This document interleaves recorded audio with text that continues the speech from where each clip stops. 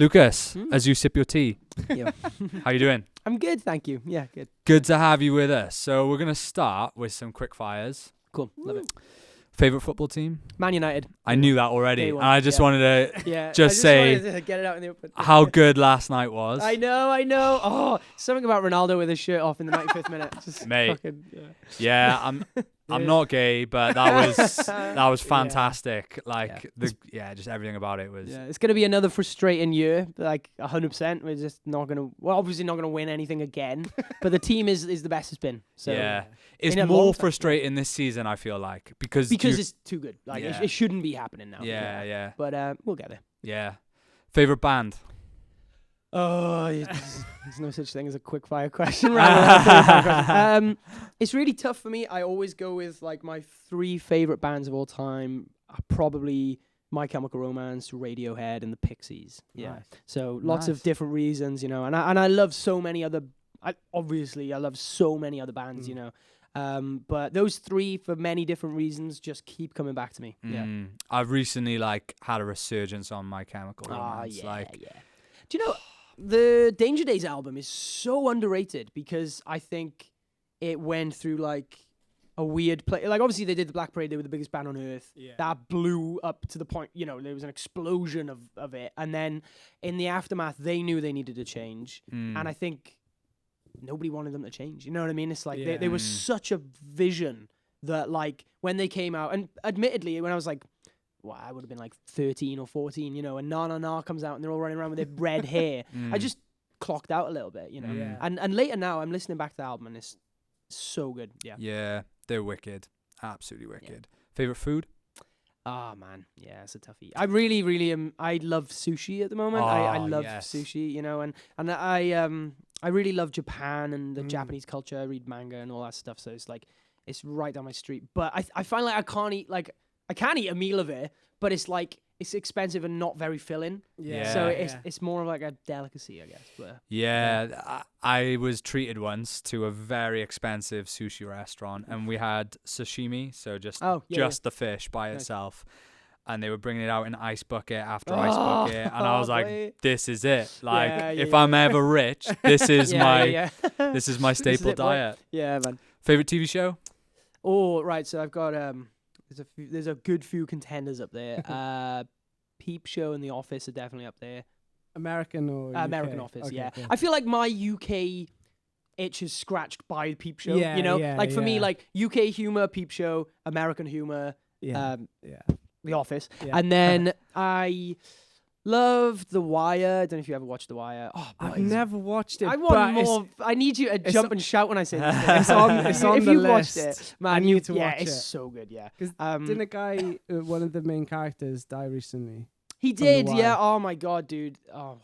And if you'd watched it, you'd know. Yeah, like, I he's know. the character. Man. It's so good. You need to strap in though. Like Okay. me and my girlfriend watched like an episode a night for like 2 months. Yeah. But that's so good. And then the other one I'd probably put up there is Avatar, the Last Airbender, Nice. or The Legend of Aang, which is like the first series. But boys, have you watched? None Yeah, of those? you're like not Have you speaking our watched language. Any of those? I've never even watched Lads. American Office, so Bro, but I'm an anomaly there. I Right. get that. I'm gonna say something probably really offensive to like the community that watch like anime, because the only thing I know about Avatar is the Bad film. bad Yeah, film. dude. I watched that when I was a boys. teenager. I was like, this is terrible. The But film sucked. Yeah. a few of my mates are massively into. I was having a conversation with a mate last night. He said, you need to just start watching some. So Yeah. I do. And the thing is, it's not like there's always this conversation because anime is by definition Japanese animated manga, Yeah. right? So like technically, because it's American and it was made by Nickelodeon, it doesn't technically fall into the anime, and okay. you can kind of tell like the tropes aren't quite as visible. Yeah, yeah. It does feel more like Adventure Time than Yeah. Attack on Titan or whatever. You know, Yeah. it's far less extreme. But oh my god, man. Oh, boys, none of those series is. No, I am we're flabbergasted. I've watched I The know. Office. Okay, and yeah. Peep Show. Yeah. I love those Yeah. two. Good, Yeah. but Vigil's my jam at the moment. Vigil. You haven't seen Vigil? Nah. Basically, my wife likes a good BBC drama. Okay, yeah. So for sure. Line of Duty, Nice. Vigil. I tell you what, actually, what I rewatched recently, because you said Line of Duty, and there's a few cast members, is This Is England. Have you ever? Yeah. So funny. And all the series as well, man. It's Yeah, like, yeah. oh my god, some of the most. It truly is some of the most emotional TV I've Yeah. ever seen, Like- and there's some uncomfortable stuff in that show. Mm. Yeah, Yeah. but yeah, I love TV. Yeah. Yeah. Who's your hero? That's a tough one.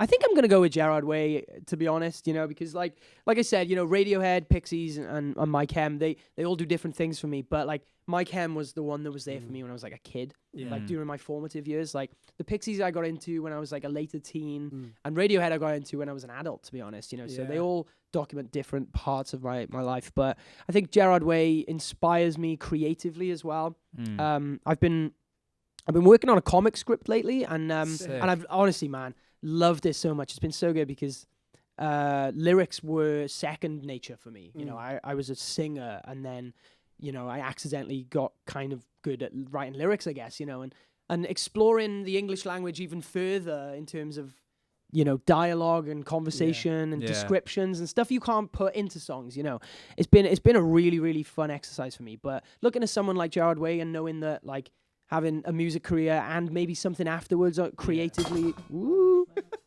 to me it is really inspiring. So yeah, That's sick. So most people watching will know a little bit about you. Hello, people of the interwebs. But for those who don't, tell us a bit about yourself. Who you are, what you do. Yeah, so my name's Lucas. I'm 26. I'm from Pontypridd in Wales. So I'm a Valleys boy. I've been singing for Holden Absence for the last 5 years now, I think, which is crazy. Feels like I joined the band yesterday. And yeah, I mean, the main thing I do is music, and like, but to be honest, is that a knock? Oh, Yo, yo, yo. nothing, bro. Oh. Yeah, we are. All good. You're now in it. Hey! Way to style it out. But yeah, I feel like, I gotta be honest, music was like my personality trait for so much of my life. And recently, because of COVID, I've kind of just taken a little bit of a step back from it, and I've fell back in love with all the things I enjoyed growing up. So film, comics, all that stuff. Like I feel like I'm really enjoy being who I am right now because I'm such an unashamed fan of so much stuff, and life's good if you enjoy the things you enjoy, you know what I mean? Yeah. So, but yeah, music's the main thing. Yeah. That's good. So how'd you get into music? Like, what was the start for you? Yeah, so my parents are really really music driven people, like, and we recently played Reading and Leeds for the first time, which was magic. But the story goes that my parents went to see Nirvana in '92 Reading, so for me it's like that predates my life, so music was always there from birth, basically, and they encouraged me to like music. But I feel like anyone with kids, and not that I have kids, I don't know why I worded it like that, but I feel like most people with children will kind of tell you that they either eat the food that you give them or they don't. They either rebel or they conform. And luckily I conformed, but I'm well aware that I could have just not liked music. So it is as much them as it is me. And then just got into bands when I was like 16 in like the Ponty scene, and just slowly, painstakingly climbed the ladder ever since. Yeah, it's good, man. Well, did you have a good scene growing up as a kid? Yeah, well, I think we kind of. I look back and I feel like we made a scene because like Pontypridd is the in-between place, and like the valleys, not that there is a hub really in the valleys, but we're so close to Cardiff, but we're still half an hour away, and when you're a kid, it's like, and I'm a half an hour walk from the train station, so when you're a kid, man, it's like, it's an hour there, an hour back, and you're not as fortunate to be able to just go to a show down the road, and we booked probably what at the time felt like the first local show, I know it wasn't, obviously, but nobody we knew were playing shows, nobody we knew were booking shows. We found this place called the Green Rooms, which I'm assuming you've both probably played a million times, and we booked that place, and we were 16, and we managed to sell it out because it was only, you know, it was like kids from school, you know. Yeah. And to be honest, it got to the point where everyone was just underage drinking out the front, and then and you know they'd buy the ticket, and then they'd go out the front and they'd just drink a flagon. So you know, I wasn't like Still disillusioned into thinking that they but yeah, so the scene became great, you know. But then when I went to uni in Cardiff as well. Yeah, man. When I went to uni in Cardiff, not that I left the Ponty scene behind, but you know, I wasn't grafting in Ponty then. I was just grafting in Cardiff, and it just felt like a whole new kind of world then. You know. Was it? Because obviously you guys did the download pilot and it looks sick. Thank you, man. And I'd love to come back to that in a bit because I've got my own like anxieties and fears of getting back to a big stage. But were you always, because like from the footage, you look super confident, like it was a duck to water, back where you belong. But was it always like that? Did you always have that level of confidence on stage? Nah, like honestly, I'm coming to grips with the fact that I am an introvert. Like I for all my life, I didn't know if I was or I wasn't. And there's a whole nother topic, but I think I'm gonna go to the doctor soon because I'm sure I've got ADHD. Like I'm really bad with it. I can't, you know, there's so many things and it makes me realize that if I do, which I feel like I do, I am just like an introvert who can't help be a bit loud sometimes, you know. And it makes so much sense because for a long time I wasn't sure if I was a natural or if I was just like an awkward kid doing what I loved, you know. And now I feel like I'm at an age where I'm kind of unclouded about it all. And I really do think that, you know, it is a decade of practice. It's, you know what I mean? It's not, I'm not a natural really because like I've been doing it for so long. But also I think when you love something the way that I love performing, it does just shed who you were 2 minutes ago. The second you get up there, you just you transform into a better version of yourself, you know. And I always use the Iron Man, Tony Stark metaphor where it's like, I'm a different guy up there. I'm a better version of myself, you know. But I'm not really a confident person. Like, you know. Did you always have confidence with it? No, definitely not. I think like just off the most recent experience, I guess we had like a show not long ago, first one back, and like the nerves really kicked in. The first one was yours was download. Ours was to 50 people in Swansea. But still, man, it's like you know. It's putting on the old suit, you know. It's your brain makes something as scary as it wants to, regardless of what it is. You know? I guess what you're right though. Like the years that you kind of like built, it's almost like you develop muscle memory of kind of that takes over, and it's like, oh yeah. After like that first kind of like what I do is I like look at the boys and like hype myself up, and it's like I do that all the time. Yeah, like this is what I love to do. You can kind of like be in your head before you start, and you're like, oh, what if they hate us? What if something goes? What if? And then you start. It's like, this is my safe space. Sure. This is. Yeah. And I think it's trusting yourself as well, because you will always question yourself. And I think, you know, there's. I kind of came up with a theory a while ago where I was like, you know, you can either be like an arrogant idiot or an anxious genius. And you've still got a similar half chance. You know what I mean? Like, you could be a Noel Gallagher who is okay. You know what I mean? I don't like Oasis, but he's a good singer, good enough songwriter. But you can't tell me that guy got anywhere without the arrogance, the confidence, the belief. Yeah. And then you look at some of my favorite artists of all time, failed because they didn't believe in themselves. But they were the most talented people I ever, you know, listen to, you know. So a lot of the time, you really are your own maker in those situations. And I guess when you wake up in the morning and you step out of bed, you know those feet are going to hold you up. Yeah. And you're going to be able to walk, and you don't even think about it because it's second nature. Yeah. And I don't think about going on stage. I didn't think about going on stage because it felt like that to me. It felt like I knew it was always there. It's going to be there again. Yeah. You know, and that first show back, it was like, is it still there? Like, it's been 2 years now. It might not be there anymore. Yeah. You know?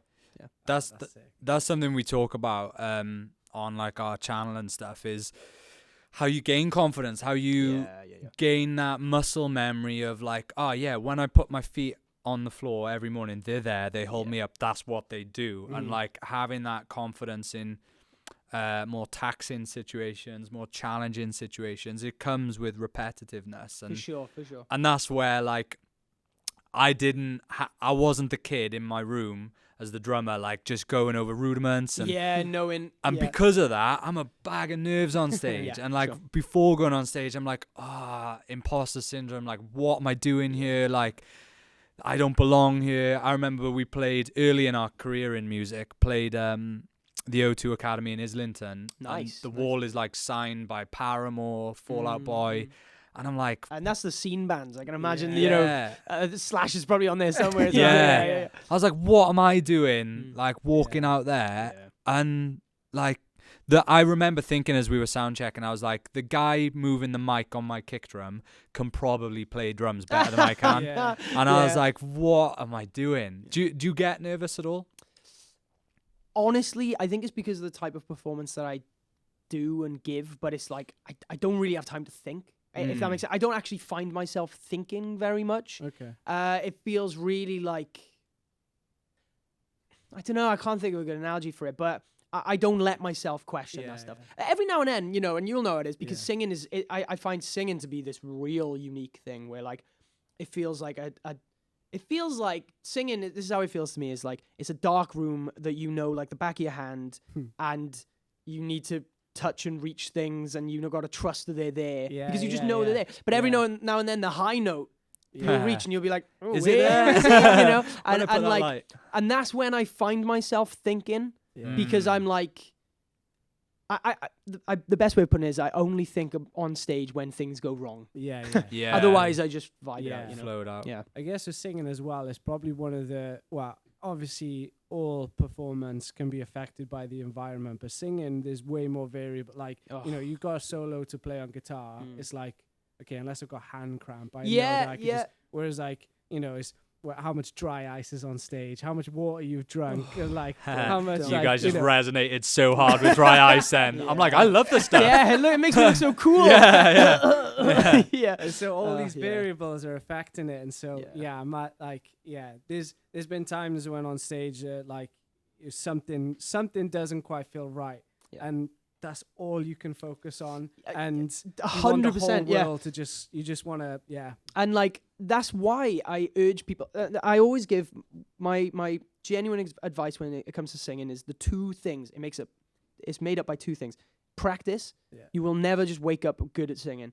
Maybe you accidentally practiced, and maybe you didn't realize it. Like you know what I mean. But confidence, man. Because if I don't believe I'm gonna hit that, I'm not gonna hit it. I'm just not. And honestly, like you said, then this is something that I've never really spoken about. But like the psychology of singing is so much, because I honestly, you know, this is kind of standard anyway, but I don't eat within about 3 hours of playing. So sometimes if we're on an awkward time, I'll have tea at 4 in the afternoon or 10 in the evening because I don't want to, you know, I need to do my 15-minute warm-up, which I should probably do, which should probably be longer in all honesty, you know, and even though I'm vegan, the one thing that I still have is honey, because I've can I swear? I've really messed my head up mentally in regards to how much I need a honey and lemon tea when I warm up. It's like if I don't have it, the set's gonna go wrong, man. And like honestly, it won't matter that much. In another life, I'd be. I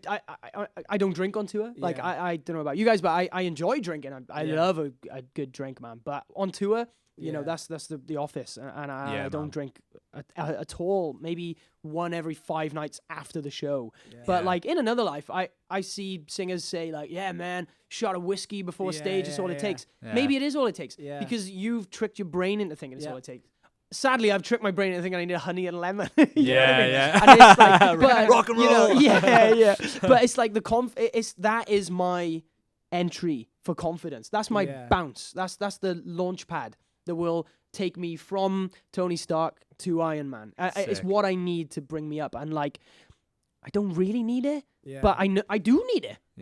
And nobody can tell me different. Like, you know what I mean? What? Go for it. I was like, all the, like, you know, you hear about footballers that wear the same pair of pants every Dude, exactly. Like, that's such a good example of it. You know, when you see rugby players doing the Macarena or whatever, you know, it's like, honestly, that's such a really good parallel. It doesn't matter, but if that player has a bad game and they're wearing the wrong socks for the first time ever, it will ruin their life. You know what I mean? So good parallel. So What about things that do make you nervous? Honestly, I'm coming to grips with that. Like everything makes me nervous, like to an extent, like or at least everything makes me stress, like to an extent. Like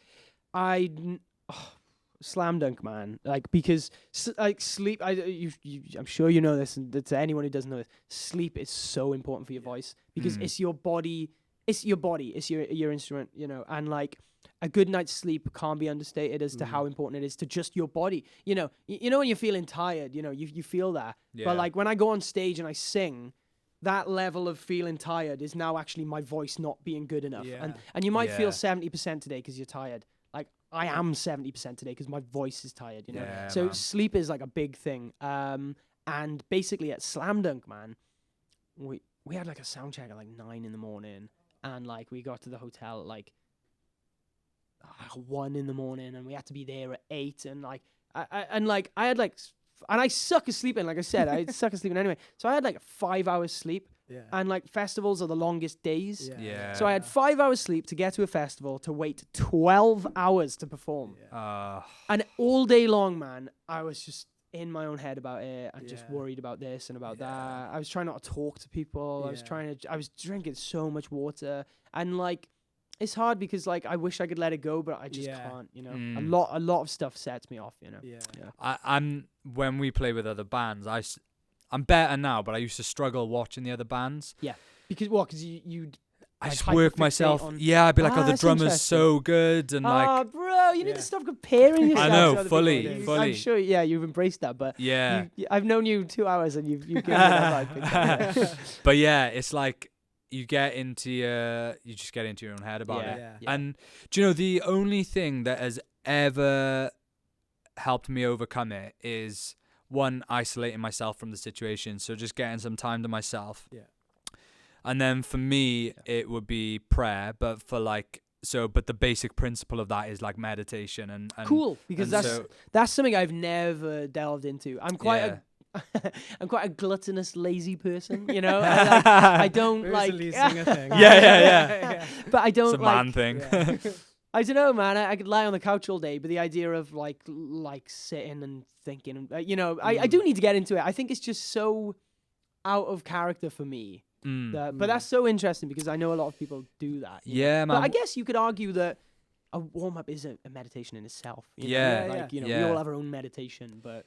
Boredom is the key. So, not it's a key. So boredom helps. So like, but one of the keys of it is like, if I'm trying to think of a good analogy, basically if you just do it in the moment of the chaos, it's effective, but not as effective if it's part of the rhythm of your life. For sure. So like if you're used to like calming yourself with prayer, meditation, affirmation and stuff like that, then when the chaos happens, it works better than if it's just like, oh, I'm going to put this little jug of water on this massive fire.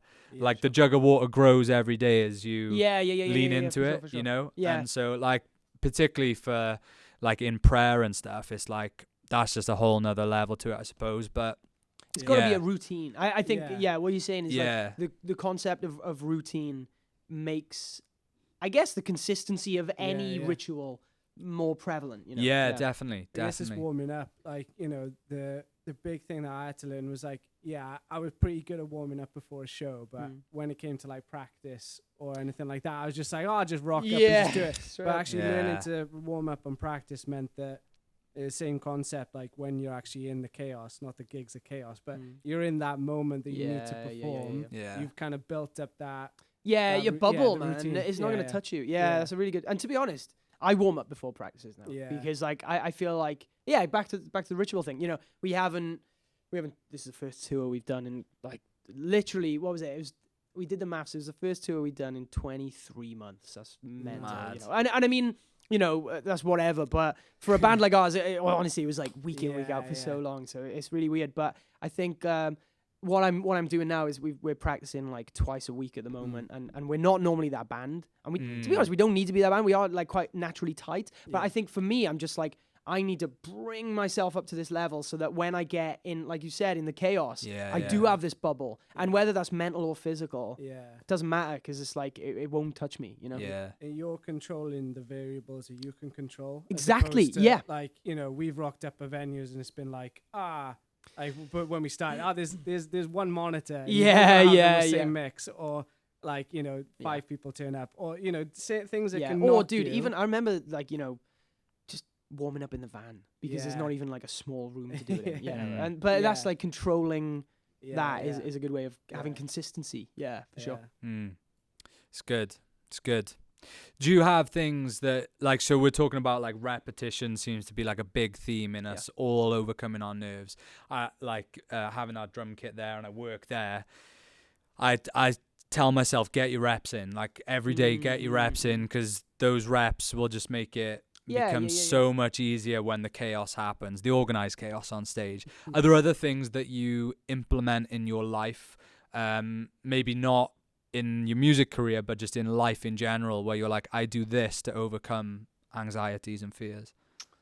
Really good. You know, like, I'm slowly realizing, obviously because of the religion thing as well, you know, and like, for the record, like, I grew up Catholic, you know, my family's very Christian, and I'm kind of in a weird place with religion, because like, I respect and admire it so much. Like, I cool. view it as such a powerful tool. And I always have this like kind of, this idea in my head of like, you know, whether there is a God or not, if in your last moments you can believe that there is a God and it'll take you somewhere special, that's so much better than just embracing the abyss. You know abyss. What I mean? And I think, so, you know, so my relationship with religion has always been a really kind of interesting one. I do have a lot of religious metaphors and stuff in our songs, because it's where I come from, you know. And me and my friend always joke about like the Catholic guilt, you know what I mean? You always have this kind of like this chip on your shoulder, or this weird kind of, you know, and I relate to a lot of that. But anyway, the point I was getting at is like, I feel like you guys are a lot more like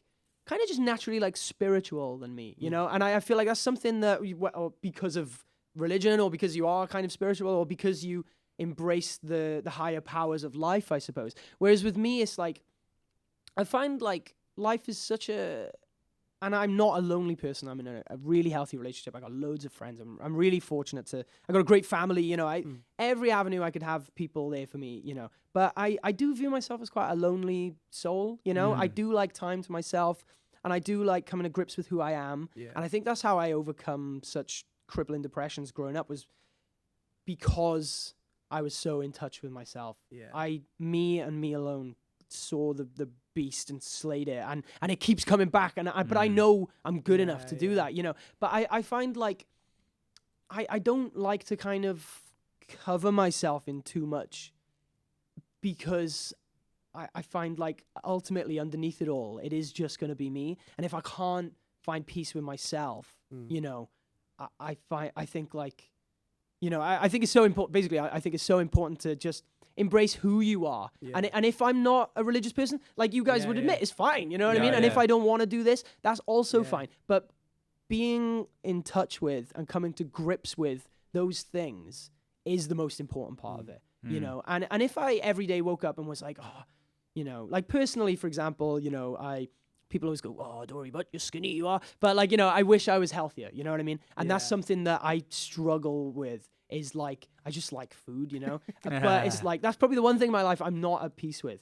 Everything else, I embrace the repercussions of not having a meditative kind of ritual, or a good sleeping pattern, or anything like that, you know? Because I think as much as there is to help you in life, for me, I just want to take it all in on my own. I think, you know, and I know that's kind of a weird way of looking at it, but so like what you were saying before about like with kind of COVID hitting and lockdown, and you know, you started to embrace I guess like band was going nuts. You were, like you were saying, you were gigging, and we were kind of similar aspect. We were on tour and like really kind of chasing that thing, and everything was kind of like spearheading towards that point, and then lockdown happens, and almost like take a bit of a breath, and it was almost like, oh yeah, take stock of everything and realize that I'm chasing that thing, and I'm wanting to be there, but actually what is here is I'm content with. It's not even that. It's what is here. Yeah. Who am I? Yeah. What do I like? You know, and like I Yeah. said, you know, I embrace everything I enjoy now because it's like, who cares what you should and shouldn't like? You know, like I'm a Dungeons and Dragons playing football fan who's in Yeah, mate. I love every angle of that. And I think like, you know, but I what you were saying is right, because we and many other people, metaphorically or literally, were running towards a goal. And we had our heads down and we knew what we wanted. And then when I lifted my head up, I actually had time to look around me for the first time. Yeah, man. And I think that's going to be really cool for me over the next 5 years, or 5. And then I'm quitting, boys. Only 5 years left. No, over the next 5, 10, whatever, you know, however long is like, as long as I'm doing this music thing, I think I had 2 years to really just come to peace with who was steering. Who's behind the music. This thing. Yeah. Mate, that was such a like, we had the conversation. We were like, because we were on an American tour and COVID hit, and we had to come home. Oh no! Yeah. Really? Well, we flew home to play a show in Germany, and then just never went to Germany and never went back. Oh man. Yeah, our gear finally is coming home in the next couple of weeks. No way! Yeah. Oh my god! Yeah. But we spoke about like however many weeks or months into lockdown. It was like, oh, do you know what? Like, I actually like the person that isn't in the band as well. Like, because so much of your life in a band or in a job or whatever it may be, or as a husband or wife, or whatever it is, you identify as that thing. But that's just a thing. That's not you. Like, who are you behind all of that? And that was one of the blessings in COVID was, oh, actually, like, I got a pretty sick life. I've got an amazing family, amazing wife. And I think for me, you know, and this is probably the cynic in me, because a lot of the way I think it is like this. Like, this sounds so stupid, but the metaphor is real. I play Fortnite a lot. I love Fortnite, right? Yeah. And Fortnite games are normally like 20 minutes. Like, they're long, right? And like, and I used to make this joke, because I'm not the best, that everyone's really good at that game, but me and my mate would play it. I'd always make the joke that like, oh yeah, I've just got like a really good gun. I can't wait to die and give it to this bloke by here, you know? And I feel like that's generally my outlook on life, is like, this is so sweet. Wonder what happens when it goes away, you know? And I think and I think with the music thing, and like we said, coming to grips with who we are, I like who I am now. Yeah, man. And I'm excited to not be this guy for a long time. I'm excited to put him in a cupboard. But it'll end someday. And like it does, you know. And I'm happy with who I will be on the other side. And I think that's something that I actually didn't know before this. Yeah, man. Well, just to encourage you as well, because you said something about like our faith and how that helps, and like, just to encourage you, man, like, you're so much stronger than I am, because I lean and like, I hide in that a lot, and it's like my safe place, and without it, I don't know who or what I would be. And you're doing this in your own strength, so that says a lot about you as a person, man. I think, though, honestly, man, it's like, it doesn't make, well, you know this, it doesn't make anyone any better than anyone else, you know, and like, and I think for me, it's like, you know, we all have our own personal Jesus in some respect, and we all have our own kind of thing. And honestly, I don't know if you'd have ever thought this, but like, you know, when you read a book and you see the main character, you're seeing different main characters. Yeah, like, man. God is different to you guys. Like, do you get what I mean? The version of God that you see, whatever it might be, it does a little more for you in this way than it does for you in that way, and blah, blah, blah. And it's like, I think a lot of the time it's just like what you are grateful for. It can be whatever you want it to be, as long as you, like, I touch wood whenever I get worried about things for no reason, other than the fact that I know that I can't be held accountable for the thing if it goes wrong, right? You know, and it's the wood's fault. But that's the thing is, yeah. But it's like the same way that if something, and I'm doing it now because I'm thinking about all the things that could go wrong in my life. If something goes wrong and I don't touch wood and it happens, I know I couldn't have done anything else, because I've said to this thing, I acknowledge you.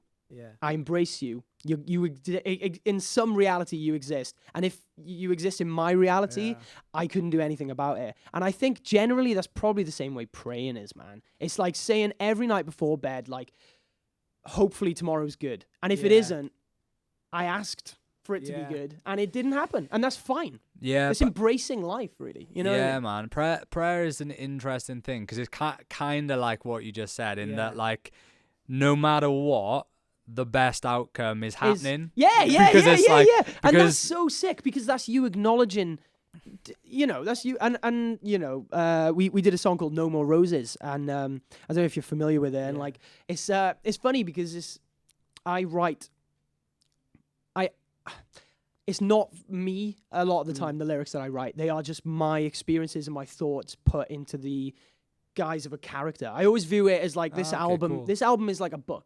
Yeah. And this song is Harry, Hermione, and Ron, and every now and then there's a Snape and there's a Voldemort. But you know, it's like I view these songs as different extensions of myself rather than actually being me. You know, and No More Roses is my song where I kind of say to God, like, if you are real, tell me, like, show me, prove to me that I remember, when I first heard it, I remember thinking, wow, like, it's so bold. And the thing is like I said, I'm so objectively positive towards religion. As a non-religious person, I'm probably the closest thing to religious you could get. Like I do pray sometimes, you know, and I do lie awake in bed at night thinking. And to be honest, I think the reason I stopped praying was because I realized I was just talking to myself. And then I realized that like only I can be comfortable with this stuff anyway. You know what I mean? Whether there is a God and he's hearing me or not, it's like I'm still talking my brain into feeling okay about things, you know.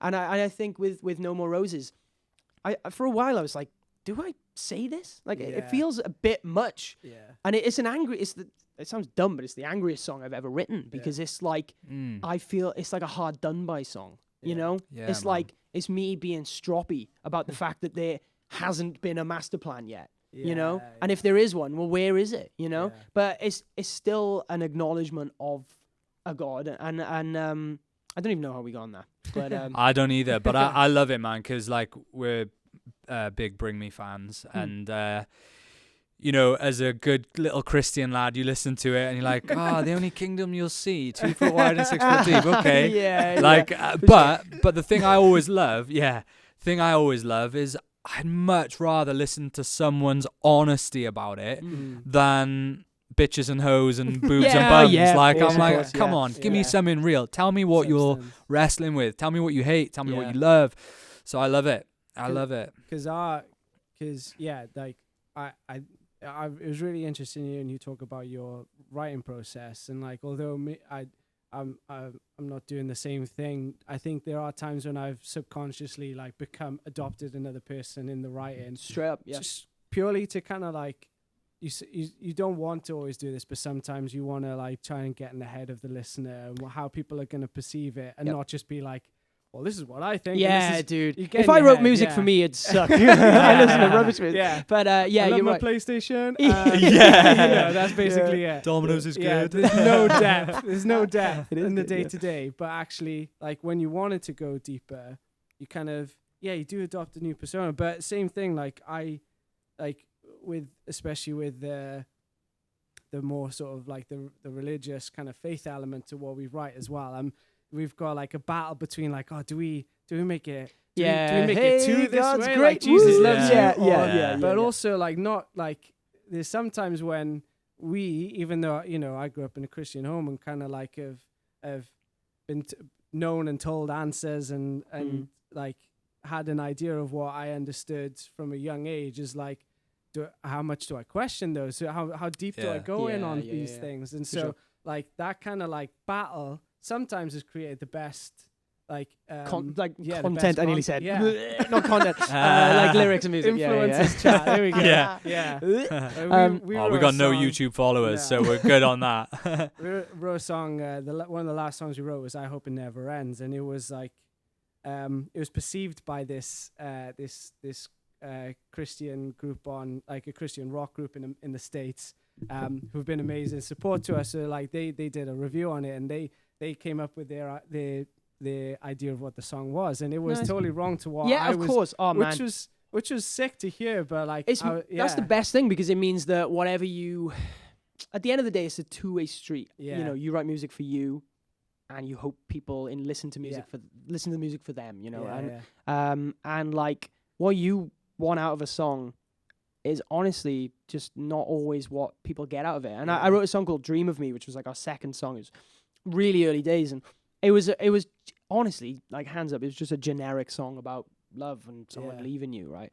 And I didn't realize, like, about 6 or 7 of the lyrics had metaphorical relevance to death, you know. Then I ended up getting loads of messages from people being like, this song helped me grieve a loved one, you know. And I just remember thinking, like, I didn't put that much thought into it. And, like, it's so special that you felt this much from it. And, you know, I think powerful. It's so, it's so magic, you know. And I think the best that we can really do is just hope that people connect with our stuff, you know. I'll tell you an interesting about it. You've got to, surely you guys like Thrice.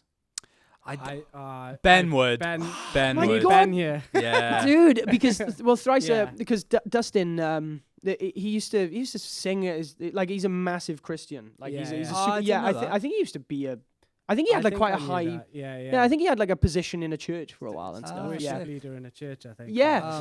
But oh my god, dude! Like, because a lot of their songs, like, oh my god, so many of their songs have relevance and literal references to the Bible and stuff, you know. And if ever, I was going to say, if ever you were kind of struggling lyrically on whatever, you know, you got to remember, you've got the world's biggest book of life lessons, you know. And even if you have to metaphor them to make them feel more digestible, that's so. And something Thrice do a lot is that, you know, which is really cool. Yeah. Well, similar kind of story to you. The We Never Die. One of the songs is called We Never Die, and I wrote that, like, being totally honest, which is like, I get where you're going. Yeah. In it, I actually wrote it thinking it just sounded cool. Okay, genuinely. yeah. I was like the chorus, and it was like a chant, like, we never die. And like, then, like, when I explored it a little bit more, I was like, okay, kind of like legacy and the hope for future immortality, but also like the legacy here on earth, like the songs and what we want to achieve will hopefully never die, and what you as an individual. But so when we actually were, like, me, it was quite surface. It wasn't that deep. And then we played it live at an event, and there was like a load of young people there. We finished the song. Like, we finished with that as the final song of the set. And like, cool, great set, loved it. Like, got the whole crowd chanting "We Never Die." It was like sick. That song definitely works. And we were just chilling after the event in the venue, talking to the guy who was organizing it, and he got a text from 2 girls that came to the event, and they were like, we were going to come to the show, but then we had decided afterwards that we were going to commit suicide.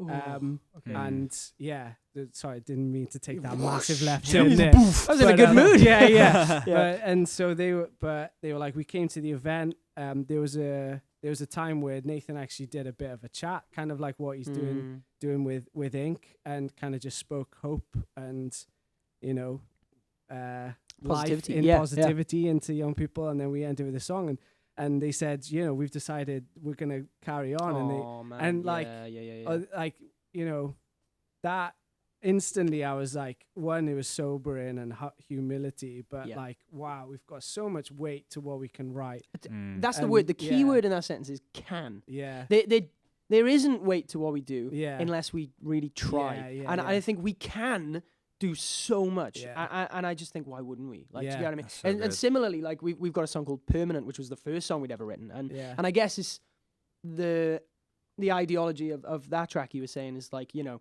you never die in spirit, you know, and in legacy, you know. And then with Permanent, I guess it's kind of a flip, because the lyric is like, you want to die today, but you don't want to die forever. And the idea of wanting to die, and I, you know, hands on the table, like, I've been suicidal for chunks of my life, you know, and like, and thankfully I never went ahead with it, you know, but I felt real pains in my life, you know, and I'm just so grateful that I didn't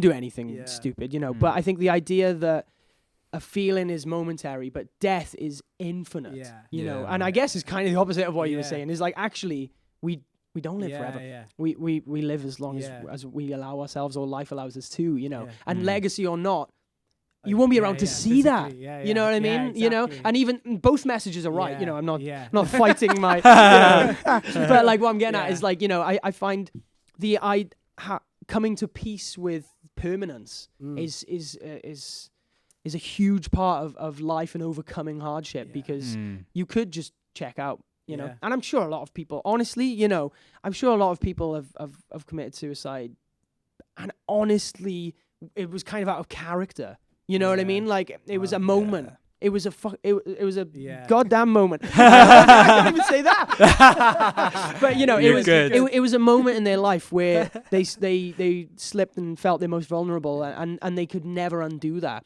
Whereas with myself, I felt vulnerable for months, maybe years of my life, and I'm just fortunate that it didn't beat me, if that makes sense. You know. What a story that, like, and it always is, though. Any way that somebody else's life can be affected by your music is a story. It's magical, you know. I'd like, not to kind of harp on about, but I think, like, especially with the scene that we're in, we're like, not saying that, like, I am team pop. I love pop. Let's go. But like, you know, general pop fans, it's all very like, they just turn it on Spotify and stuff. But the rock and metal scene, like, they absorb it. They absorb lyrics. It's like, it's great, like, they tattoo it. Yeah, for sure. Scratch it on their skin sometimes, and it's like, you can, like, that's one thing that we try, like, we have a responsibility with our lyrics and stuff, and, like, you know, we want to make sure that we acknowledge, like, you want to acknowledge the realness and not just, like, dismiss depression, anxiety, like, you know, we've definitely experienced it, but bringing, like, hope and lightness is something that we kind of feel a bit of responsibility to do. But the scene is crying out for help. And you know, honestly, and like I said, you know, I work in a metal bar, and I sing in a lighter kind of hard rock kind of band, I guess, you know. And honestly, I realized that I feel like most people who listen to this kind of music are pushed aside a little bit, and they're pushed towards it, you know, because in school maybe they didn't fit in. No, I didn't fit in, you know what I mean? And then everybody else who didn't fit in was listening to cool music, you know, and I found solace in it. And I think, you know, it all these songs mean things because all these people need something to mean something to them, you know. Pop music, as much as I dude, you know, we sound like old men, you know. You know, it's not like pop music, you know, but I feel like general mainstream music that reaches the masses. How many people have depression? What percentage of people have depression? It isn't a high percent. It's not. Even if you looked at all mental illnesses, anything from BPD to anxiety to depression to you know, OCD, anything, all these people that are marginalized because of the chemicals in their brain, you know, they are a small percent. And as a rock and an alt community, we are a small percent. And I think generally lots of that couples up because the other 80% of people who don't have anything to really particularly worry about or don't get haunted by small things, you know, are probably the same 80% of people that don't read the lyrics to the songs. You know what I mean?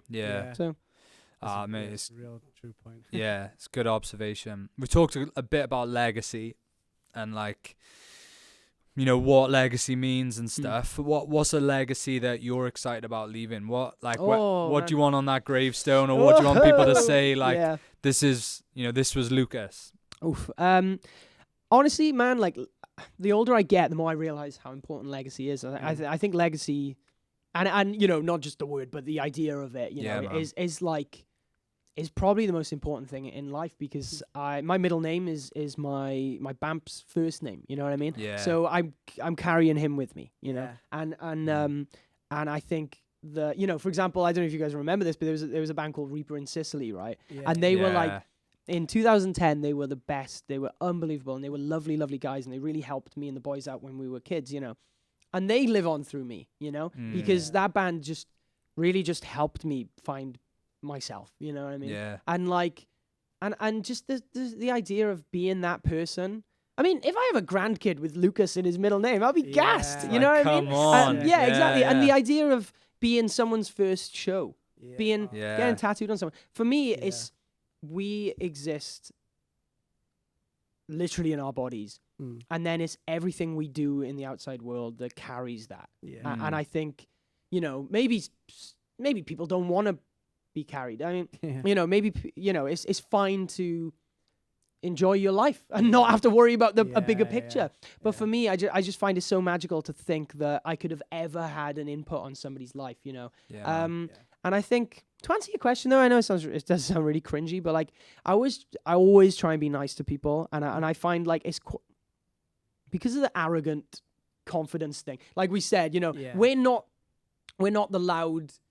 I don't want to speak for you, but we're not the loud, cool guys at the party, or like, you know, it's like, or maybe, you know, sometimes I am, you know, but the point I'm getting at is when I'm in a room full of other musicians, I'm the little guy, you know what I mean? I just shy away from it all. And I think for me, it's like being cool doesn't matter at all. And I've come to grips with that because at the beginning of the band, it did, you know, like you know, everything was in black and white and I didn't say anything between songs and our posts were literally just the bare minimum of wording because we wanted to feel like cool. And now I'm coming to grips with it. I'm like, I'm far nicer than I am cool, you know.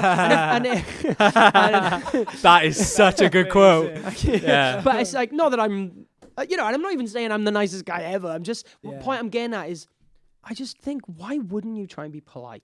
Why wouldn't you try and help someone in life? And I think for me, if I can be someone who has helped somebody positively as a person and as a musician in a positive way, I think that's all I'd want to be remembered by. You know, mate. So. I admire your humility so much because I'm like, you know, we like, you know, we when we talk about the band's journey, we kind of use you guys a lot in like kind of, they're a little few more steps down the journey and we're gonna get there one day, definitely. And like you're here saying like, you know, you want to be nice to the Tesco's. Like, of course, man. But it's and you know, no, we're not we didn't prep this. We didn't say, you know, say something. Say you want to be nice as your legacy. That is really lame. But like, that's that. You know, you're honestly saying that, and this is, it's awesome, man. And just I think that's like you've got. I'm sure your legacy is going to be way beyond that, but it's awesome to acknowledge those as well. Definitely. Thanks, man. And you know, for the record, you know, it's a high ladder. I'm when you look at the ladder, I'm a step most above you guys. Like, you know what I mean? It's not like if I'm even, you know when you zoom out and you realize those pixels don't really matter. You know, it's like we're both down there. Like, you know, and I think there are nice people everywhere in life, but I think if you have to sell something to take the next step, kind of like Voldemort, man. You know what I mean? Like, don't split your soul into 7 pieces to overtake the world. Like, it's not worth it. Never seen Harry Potter. Oh, no! Buy this guy a television. Mate, he only just got back into Match of the Day recently. So I tell you what, like, I had a rough few years there. Entry level. Didn't even watch football. Like, life was bad, but now it's good. Cristiano's back at United. Yeah, now everything's good. Man. Mate, it's good. I appreciate you being here today. Like, I was a fan before. Now I'm more than that. Like, I respect and appreciate you're a friend you. now. Man. We're Mate, love what you're about, and it's as Sam said, humbling to hear that your legacy, the goal like that you have is far greater than just like being in a sick band, which you are in anyway. So congrats. But thank you for coming, man. Legend, thanks for having me.